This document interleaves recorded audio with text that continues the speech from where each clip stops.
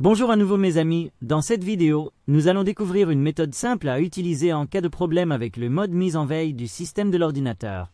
Dans ce cas, soit l'ordinateur se met en veille automatiquement et sans raison apparente, soit lorsqu'on essaie de l'éteindre de cette manière, il entre en veille, et lorsque vous tentez de le rallumer, il ne répond plus, même en appuyant sur les touches du clavier ou sur le bouton d'alimentation. Il ne fonctionne que lorsqu'on l'éteint complètement en appuyant longuement sur le bouton, ce qui est bien sûr un problème anormal avec cet ordinateur. Maintenant, pour le premier problème où la mise en veille se déclenche automatiquement et de manière répétée, bien sûr, cela peut être résolu à partir des paramètres de Windows, en allant dans les paramètres de la batterie, puis en choisissant l'option alimentation et mise en veille, et enfin en sélectionnant jamais dans tous ces choix. J'ai ainsi résolu uniquement le premier problème qui concerne l'activation automatique de la mise en veille.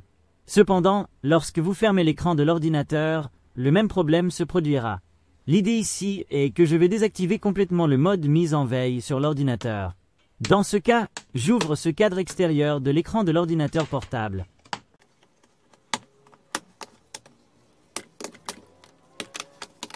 Il y a ici une petite pièce en métal qui est en réalité un petit aimant permettant au capteur de la carte mère de détecter que l'écran est fermé, puis d'éteindre automatiquement l'écran. Bien sûr, le but de ce système est de préserver l'énergie lorsque l'ordinateur n'est pas utilisé. Mais comme l'ordinateur a un dysfonctionnement, on peut désactiver ce système en retirant le petit aimant. Observez comment il adhère au métal. Ensuite, vous pouvez remettre le cadre en plastique à sa place très facilement.